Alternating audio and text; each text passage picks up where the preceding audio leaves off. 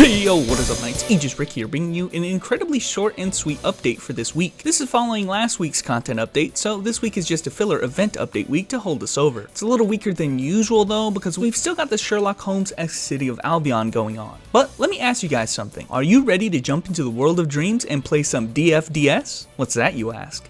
Well, it's none other than Dungeon Fighter Dating Sim, of course. Oh, let's go. In Siria's room, we'll have the option to travel to the world of dreams by talking to this Dreamcatcher structure. Now, if you were to read the event page on this event, you will find it to be one of the most convoluted and complicated event pages to date. Unlike Pro-Aradian, where they went with a vague approach, this time they went all out and explained everything. Let me just simplify it for you. In the world of dreams, you're this sad sack, and you've got to try and build your romantic relationship with one of the 4 NPCs that you've got to try to win over dating sim style. You'll have to pick one constellation to start out with, which will help boost your relationship with one of the 4 NPCs. Now, I suggest that you only try to seduce one of them at a time because you're on a time limit of 7 days, after which if you are not at a certain interest level with one, it won't pan out for you and you'll fail the event and will be forced to start over. That might be the desired results, but reward details will come later. NPCs in this world won't talk to you unless you're at a certain charm level, as shown by this level here. As you can see, I'm quite the chick magnet actually. How do you build up your charm level? Well, it can only be done by playing one of 2 minigames. They're very simple, so they don't need much explaining.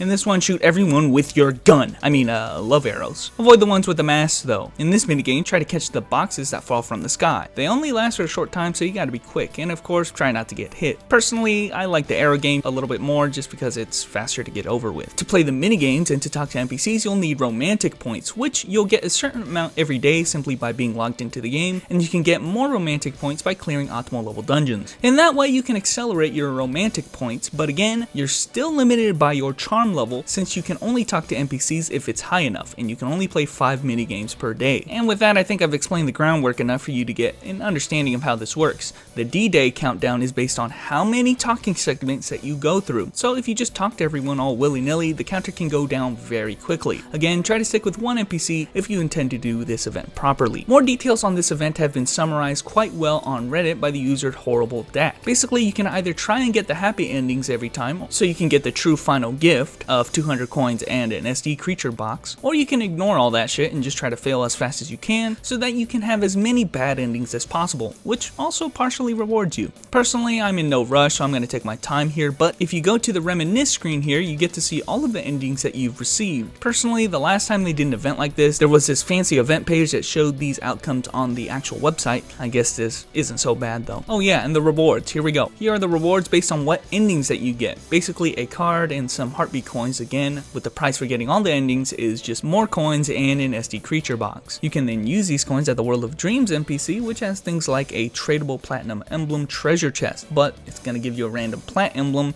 so good luck with getting nothing. You also get SD creature boxes and even photo albums to change your first awakening cut-in picture. I'm for sure going to get Elizabeth waifu here, but hey, that's up to you. Another event that's going on is the Promise of Love. This one is much more simple to explain. All you gotta do is stay online for a certain amount of time and they'll just start randomly sending you these items while you're logged in. They're very useful, but again, doesn't need much explaining. They're just giving you free gifts for being online. Now we've got some very quick cash shop updates. First, Lost Treasure has silver and gold amplification grimoires as the silver and gold prizes. This is a combination as old as time, so not much more needs to be said there. Next, we've got the mini packages Season 1 Volume 3 Back to School set being chosen and sold. Sadly, as you can expect, Knight and Lancers aren't in it, and I'll be honest, this isn't a terrible looking set, which I believe is based off of the DFO Academy comedy anime series that they had going on. No shit, there are even these little pets here. Oh wait, wow, these aren't pets. They're actually an account-bound SD potion that turns you into an SD pet.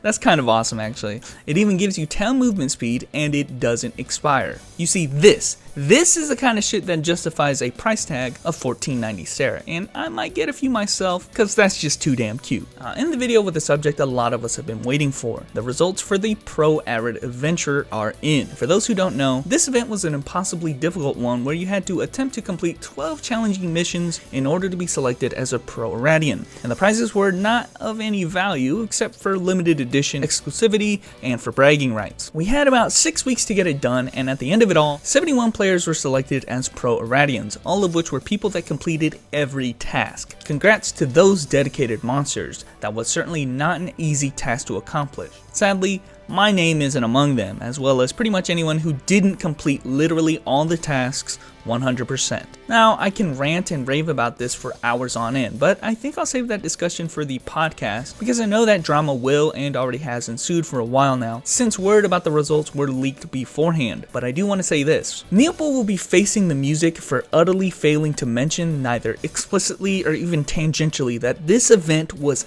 actually a competition where the selection process was based not on your individual merits, but in actuality was entirely dependent on the results of the entire server as a whole. Had players known from the start via their official event page that this was the case, many people, myself included, wouldn't have even bothered to waste their efforts, since they would have known they simply couldn't compete with other players on the entire server scale. This is a massive fuck up for an event that not only required months of absurd devotion that, in Neopal's own words, only no-lifers could accomplish, but you'd also need at least 7 characters strong enough to do Luke Raid. Doing all the tasks would be a flat-out impossibility for most players who participated in this incredibly vague event. It would not be surprising in the least, honestly, if Neopal loses a portion of their most devoted player base simply because of this oversight. You'd have to be naive to think there would be no backlash if you straight up waste 2 months of a player's time because you failed to mention we were actually competing against each other. The lesson here being, Neopal, you cannot be vague, especially in an event as difficult and time consuming as this one. If you're only gonna hand out 71 prizes, say so from the start, because now I know there's a limited supply being given. If we are competing with the server as a whole, you must say so, because now it's in my best interest to gauge how well everyone else is doing. Not once during my participation in this event did I think to care about anybody else's progress, because these two things were not even tangentially mentioned. Surely that's a more important thing to say than repeating a zero-sum statement like, you can still win, even if you don't do all the tasks. But anyway guys,